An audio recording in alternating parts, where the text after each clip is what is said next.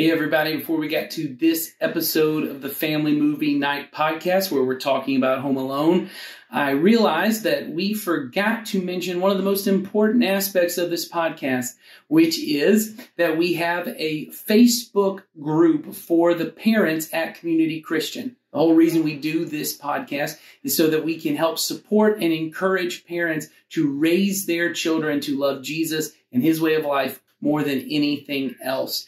And at our See Kids parent group on Facebook, we do that all the time. So if you're a parent, you need to go to our Facebook page at Community Christian Church, click on the tab that says Groups, and then find the See Kids parent group. Click on that, click the Join Group button, and you'll find content there that will encourage you and support you as you help to raise your children to love Jesus, just like this podcast right here. So let's get to today's episode.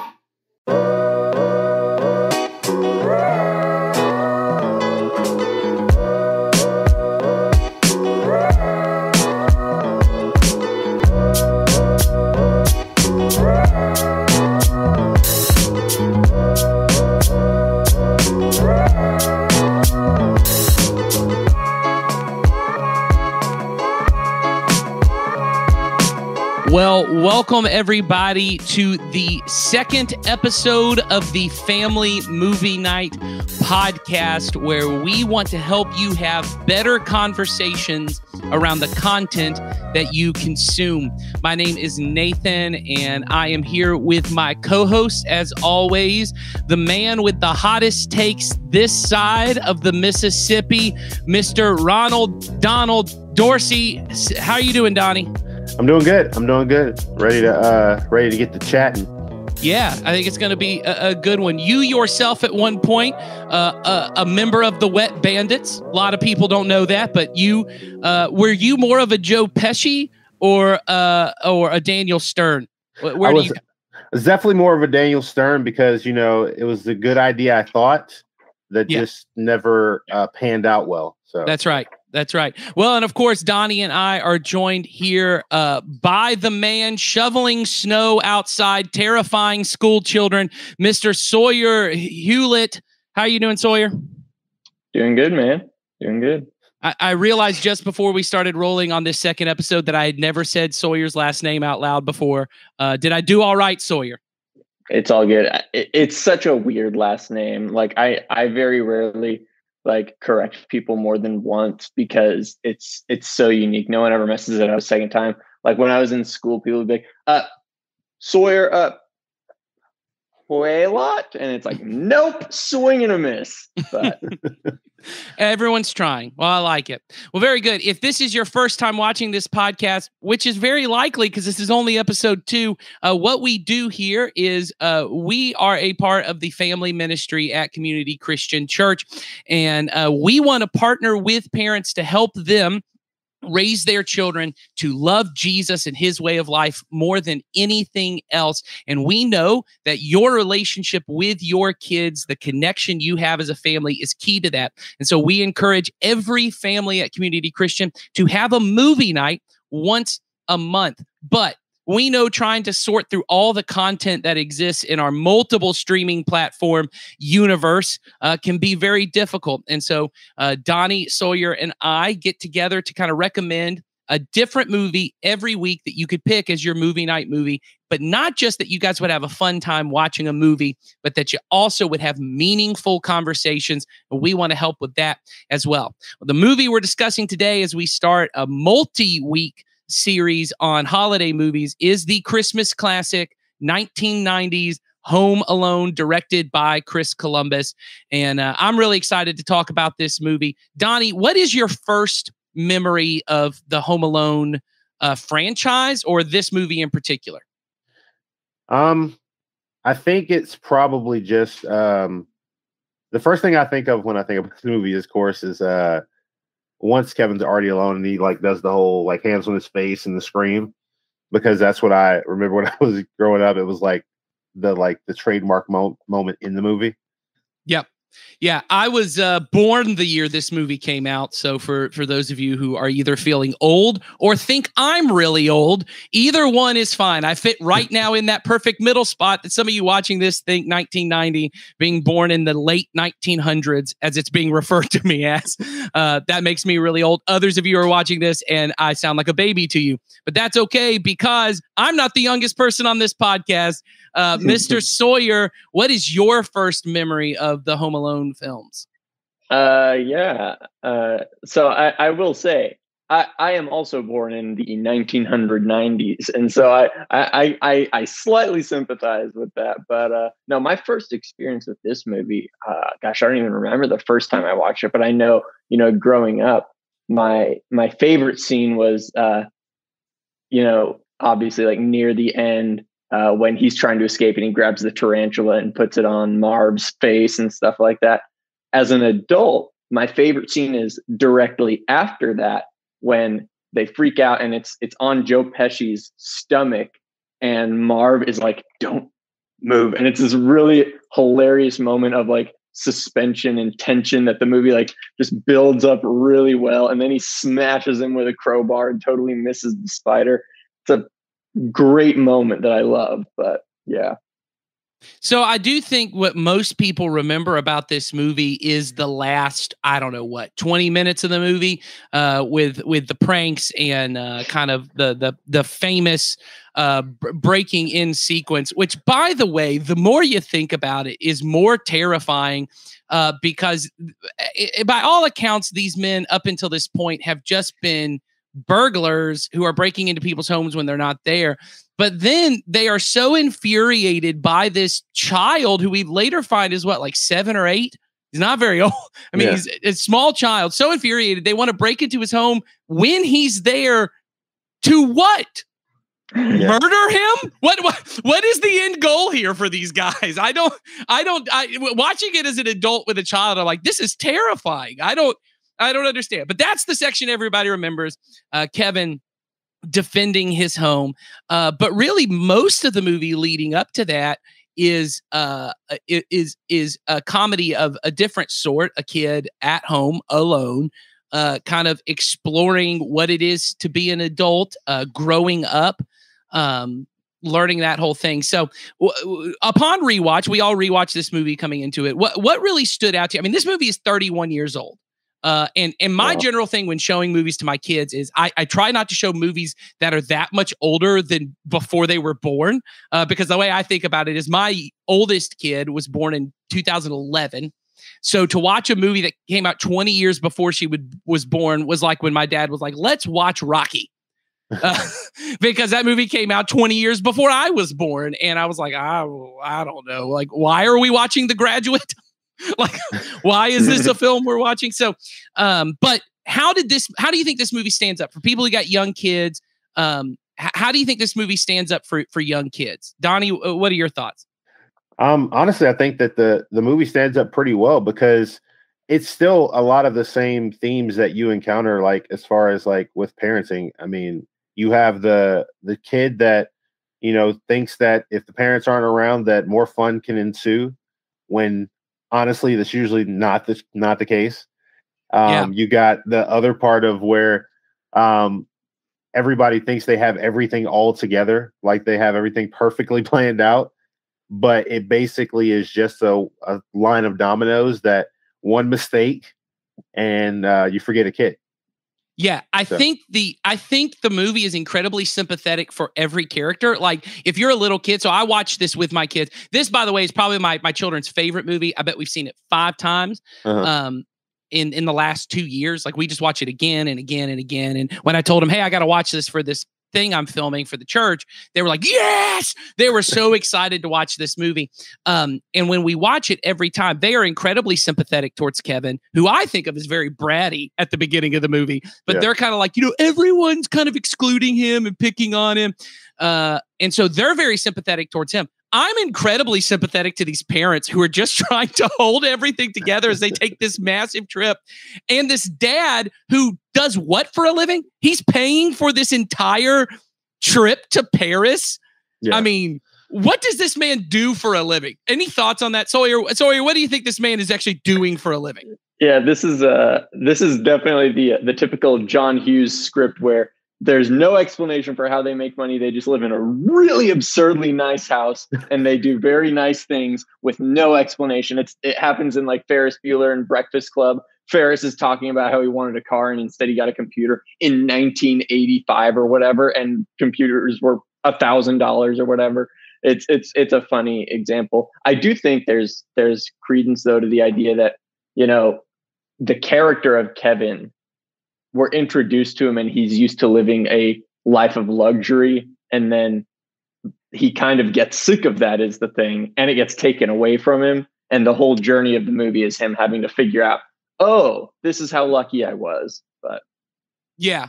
Well, I think what works for both parents and kids is, and especially once Kevin is lost. Like, I remember those scenes being very funny of like the family scrambling in the airport after, like in the airport in France trying to find Kevin. But like as an adult with a child, I was like, this is the worst horror movie that has ever been, because it's like like you feel their panic. You feel her heartbreak when she's like yelling at them, like, I have to get back. And I'm like, no one's going to get her a flight home. Like this woman has, I mean, yes, in some senses, insanely incompetent, but also, I mean, she's trying to get home to her kid. So that's very sympathetic. Kevin's very sympathetic. And then of course, it's just very funny. I mean, top to bottom. Mm-hmm. And I think even things that my kids culturally don't understand anymore watching it, like they didn't know what aftershave was, but like once I explained like, oh, it burned his face and he was doing it to act like a grown up. Because kind of don't we think, isn't the character arc of Kevin from the beginning of the movie, everyone keeps telling him, you can't take care of yourself. You need to grow up. Mm-hmm. You need to act like an adult. And he sees that as like this kind of condemnation against him. But by the end of the movie, he does grow up. Like he learns how to take care of himself. And even Buzz at the end of the movie, which I guess I should say, we're just going to spoil this 30-year-old movie. So if you haven't seen it, sorry. But by the end of the movie, even Buzz is like kind of, you know, it's cool that you didn't burn down the house. Yeah. Right. You know, like it's that kind of character arc for Kevin is like, he's at that weird stage. He's 7, 8. He's not a toddler anymore. And he's the baby of the family. So he's kind of late blooming, but he's like, I gotta grow up. And I think kids can relate to that. And I think it's what makes the funny moments even funnier. Right.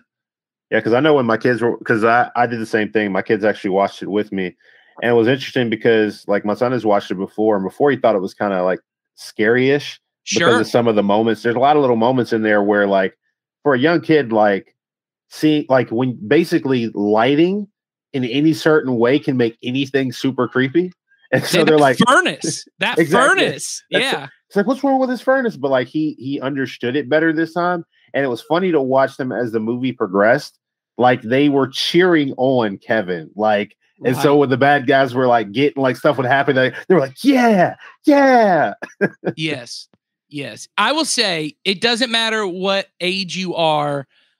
Everybody finds it funny when a grown man gets hit, as my kids say, in the privates.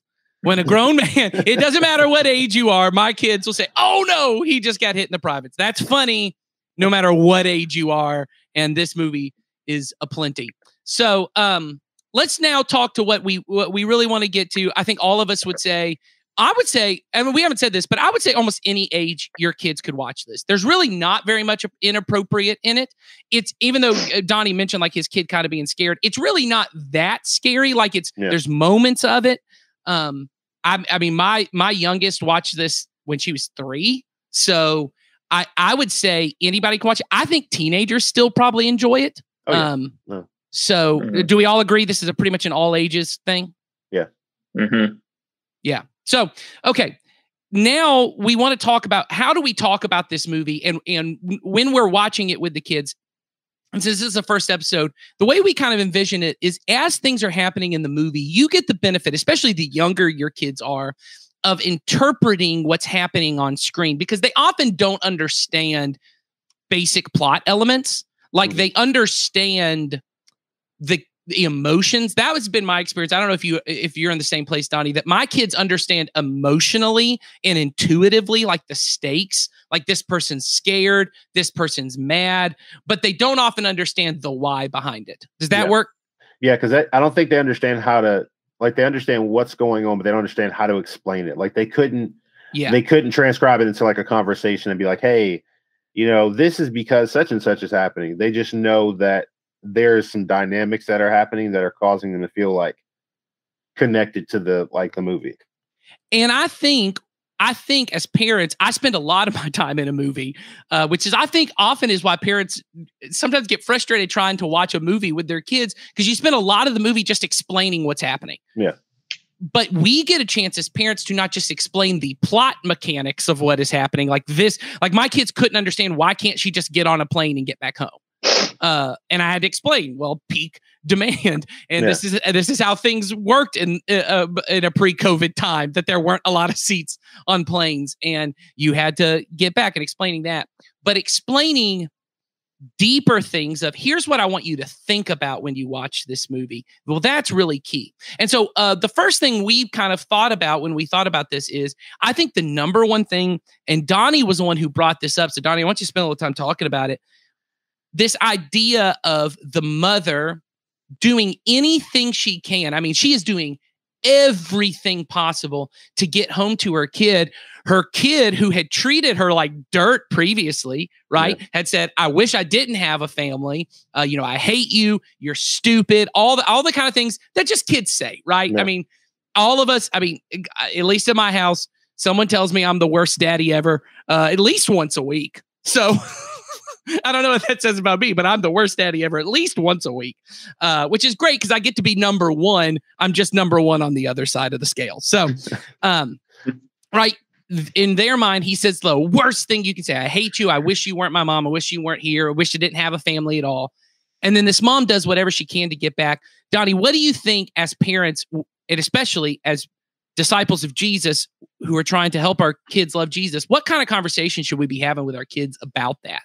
So here, like, the interesting thing I kind of made like a connection to is, like, anybody that's familiar with The Prodigal Son, it feels very, very like similar to that narrative. And primarily because if you think about it, Kevin is kind of like that son that was like, hey, I'm done with you, Dad. Yep. I just want to be doing my own thing, and I don't need you anymore. And then, in this case, of course, this is a younger child that is experiencing this. But a lot of times, the idea is that, oh, well, you're just stopping me from something. Mm-hmm. When a lot of times people think that the structure of it is like kids think the structure is, oh, well, you don't want me to have fun, or you don't want me to do these things. It's like, no, I'm actually putting in boundaries and guardrails to protect you so that you can experience life in a way that doesn't put you in positions that make it much more dangerous for you. I know that you're still going to encounter things, but it's going to happen. But the cool thing was watching how the mom was like, even though the night before she was the one specifically, like, if y'all remember, that heard those words, like, I wish I didn't have a family. I don't need you. And so she had those words in her head, like, just echoing.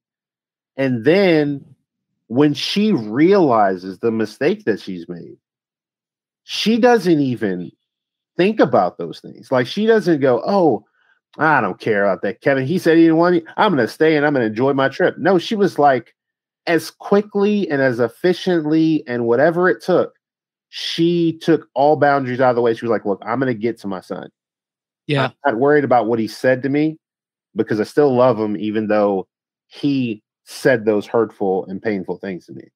Yeah. And it does serve as like a little bit of a parable in that sense. And here's the way I think is really powerful to talk about, as Donnie just perfectly summed up there, how much it lines up with the prodigal son.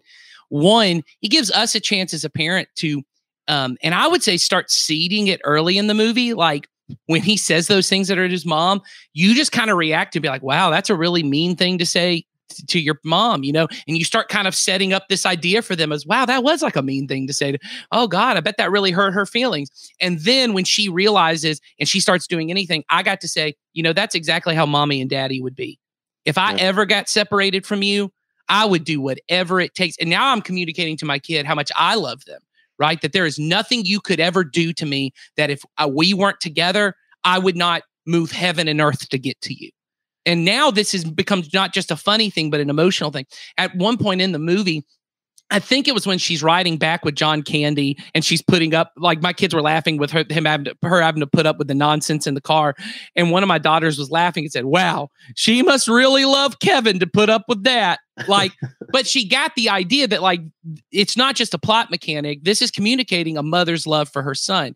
But then I also got the chance to have the conversation with my kids about the prodigal son. I said, hey, there's a story in the Bible that's a lot like this. And then I told them the story. And I said, and that's trying to show us that no matter what we do to God, no matter how many bad things we do, God will always love us. And I think as parents, man, that's a meaningful conversation that moves this whole movie experience to something that now they have this visual, emotional, laughter builds memories. I remember in college, they taught me that the strongest memories you build are the ones where you had moments of strong emotion, whether laughter or sadness or fear. And that sometimes that's why movies stick with us, because they elicit those kind of emotions. And so when my kid remembers this movie, now they also get to remember the prodigal son, and they get to remember my love. Well, that's huge. Now, Sawyer, you brought up another one, which I thought was huge just before we started filming. And you talked about how the movie by its nature is a movie kind of about protecting your home. What do you do when you're scared? But you kind of talked about a different thematic thing about the way we try to protect ourselves. And you brought it up from Kevin's perspective. You want to bring that up a little bit? Yeah. Here? Yeah. So, and it kind of is, the prodigal son story, kind of almost like at both ends of the story of the prodigal son, we have a son who's really angry and retreats is the thing. Okay. And basically the whole, the true parable of the movie, for me at least, is, and I think this is something that will be a good conversation for parents to have with their kids, is the thing. Kevin is a kid who gets very angry or sad at the beginning of the movie. He gets stressed out is the thing. And what he does then is he retreats. Okay. That night he sleeps in the attic opposed to his bedroom. Now that's because his mom is like, okay, well, if you're going to be bad, then you're going to sleep in the attic and stuff. So he retreats. He falls back. He avoids the people that love him is the thing. And basically the moral of the story, as far as I can tell, is no. When, like, the people who love you are worth pursuing when you're at your lowest is the thing. So and that's what makes, for me, especially, like the final scene when his mom comes in and then the rest of his family joins him, that Kevin is elated in that moment is the thing. Kevin actually, like, the night before, like, he made his Christmas wish that his family would come home, which is like the complete opposite of where he was at the very beginning of the movie. It's the thing. He longs for the people that love him now, because he's realized how much he loves them. So yeah. that's kind of what I got. Well, and I think that's huge and you see it even, to me, even more clearly in the movie, in this foil character of the old man who is estranged from his son, right? And I think there's other themes with that man, but I think right at the end, it's this theme about reconciliation, really, of things happen. Like, Kevin kind of sees what you're talking about of, I felt mistreated, as we all do in families. At some point, someone disrespects me, someone offends me, even at a young age with kids. My girls are 5 to 9, about to be 10. And I remember reading that from the ages of, I think, 6 to like 11, siblings argue with each other once every 90 seconds or something like that, which I got 4 kids in my home, so someone's always arguing. And the idea that my feelings could get hurt, or that I could be disrespected, or someone could even just wrong me, do something that's just wrong. And I may want to retreat from the relationship to be able to say to our kids, and this movie does a good job of showing the extreme of that. This old man that now in the last years of his life can't even see his grandchildren, can't be with his son because of a fight they had, and neither one is willing to say they're sorry. And Kevin learns his lesson in that moment just before he decides to go defend his home. For those of you who are not kind of narrative people, don't think that's the moment when the character learns their lesson. They usually don't learn their lesson in the final act where all the thing culminates. That's we get to see the result of him learning his lesson, which is he defends his home and he says, "This is my family. This is my home. I'm not going to run away anymore." Right. Yeah. That I've been retreating this whole time. I'm not retreating. And then the defending the home gets to now kind of serve as this symbol for him saying some things are worth fighting for. And we get to say to our kids, hey, just like Kevin told that man, hey, you got to call your son. Mm-hmm. You got to give it a shot. And then I got to say to my kids, hey, if we ever fight and if you ever hurt my feelings or I ever hurt your feelings, I hope we love each other enough that we don't give up on each other. That we always forgive each other, that I will always call you. And then I get to say, and no matter how mad you are at me, I will always call you. I will always pursue you. I never give up on you. And so as parents, that's a huge conversation we get to have with our kids, even from a young age, because sometimes it's hard to see as a parent, when they're so young and they're so sweet, like I can't imagine ever being mad at them. And then they start getting older and you don't just imagine being mad at them. You experience it. Donnie, am I off base on that? I mean, do you know, have you ever experienced that of being like, oh, I could see this argument blowing up? Yeah. I mean, cause like any argument, like with enough, like just minimal premise can turn into the most obscure and overblown like argument in moments just because of a misinterpretation, a miscommunication, or just the person's feeling at that moment, because there are things that, you know, trigger me in moments, but would not trigger me any other time. Yeah. Yeah. And I think often what happens is, and I love that in the movie, they don't tell us what the argument was about, because what we all know is 5 years later, you don't even remember what the actual argument was about. You just remember that we all said things we didn't mean and we couldn't move forward. And so to be able to say to kids like, hey, I want, as a family, let's be a people who always come back together. And then once again, as disciples of Jesus, we get the chance to say, even though we were the ones that wronged God and we hurt him, we disrespected him, we offended him, he's the one who made the move. He made the phone call to reconcile things with us, that there's never anything we can do that's too far. So I think that's huge. One other thing that I want us to talk about here thematically in the movie is this idea that is not making judgments about people. And I think this is huge in the movie, particularly with that older man character, right? That there's this guy, he's shoveling snow. There's all these rumors about him, right? He's this serial killer and he killed his family or all that kind of, and the snow shovel was his weapon of choice, you know? And there's all those kind of characters in real life, right? People that you've heard things about, people you've seen things about, kids understand that concept. He gets built up as this villain that Kevin is terrified of. And in fact, if Kevin had just gone to him earlier in the movie and talked to him, a lot of things could have been solved. Right? Like here's a trusted adult, but he makes these assumptions about him. And then it's when he's in the church towards the end of the movie where he has this conversation and he finds out, oh, this guy's the hero. And then actually at the end of the movie, he is the hero. Yeah. Right? He's the one who saves Kevin in the most dire moment when all of Kevin's plans fail and Kevin's he does need an adult in his life. Like this isn't a movie that teaches kids like you can survive on your own. You just get enough tar and some kind of flamethrower, and you'll be fine. Like it's a movie that says, no, you still need an adult in your life. But I got to have the chance with it. Hey, this is why we shouldn't just believe everything we hear about people. Does any of that resonate with you guys when you watch the movie? Yeah, I think, and especially I think the movie kind of is trying to communicate that more so than There's things that you don't know about people. It to me has always been more so Kevin has heard things about this old man that he doesn't know to be true. And then this old man proves to not just be not a serial killer, but someone who is a protector is the thing. And so we can kind of tell kids, hey, there are people that you might not like that have your best interest. There are definitely people that you don't like that don't like you as well.